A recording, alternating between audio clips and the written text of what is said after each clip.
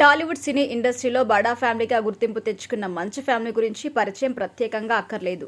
కానీ గత ఏడాది చివర్లో ఈ కుటుంబంలో గొడవలు రోడ్డుకెక్కి ఆఖరికి కోర్టు మెట్లు కూడా ఎక్కాల్సిన పరిస్థితి వచ్చింది. ఇక ఏడాది చివరికి గొడవలు సమసిపోయాయని అందరూ అనుకున్నారు. కానీ ఈ ఏడాది మళ్లీ సంక్రాంతి సందర్భంగా తిరుపతిలో పోలీస్ స్టేషన్లో కేసులు నమోదు కావడంతో ఇప్పట్లో ఈ గొడవ తేలేదు అని అనుకున్నారు. అయితే ఇప్పుడు మళ్లీ మంచు మనోజ్ జల్పల్లిలో ఉన్న తన తండ్రి మోహన్ బాబు ఇంటి వద్ద బైఠాయించడంతో మళ్లీ వివాదం మొదలైంది. అయితే ఇలాంటి సమయంలో తాజాగా మోహన్ బాబుకి ఎల్బీనగర్లో కోర్టులో చుక్కెదురైందని చెప్పొచ్చు.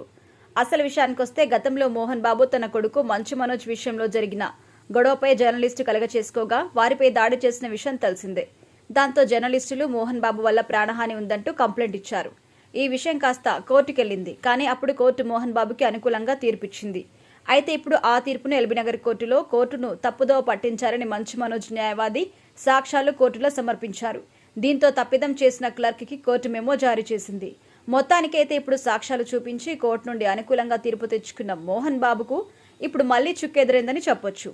ఈ రోజు ఉదయం జల్పల్లిలో ఉన్న మోహన్ బాబు ఇంటి వద్ద ధర్నాకు దిగిన మంచు మనోజ్ తనకు జరిగిన అన్యాయం గురించి మీడియాతో చెప్పుకొచ్చారు. ఏప్రిల్ 1న మా పాప బర్త్డే కోసం నేను జైపూర్ వెళ్లాను.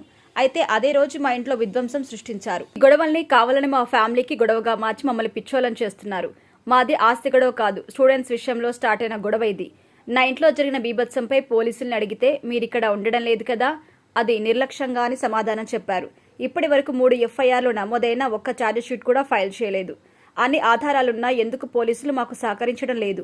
నేను ఊర్లో ఉన్నప్పుడు ఏం చేయటం లేదు. కానీ ఊరు దాటిన వెంటనే విష్ణు ప్లానింగ్తో ఇల్లు ధ్వంసం చేశాడు. కన్నప్పకి పోటీగా భైరవ సినిమా రిలీజ్ చేస్తాను అని నాపై కోపం, కూర్చొని మాట్లాడదామంటే విష్ణు ముందుకు రావడం లేదు. విష్ణు కావాలని నా కెరియర్ నాశనం చేస్తున్నాడు అంటూ ఆవేదన వ్యక్తం చేశారు మంచు మనోజ్.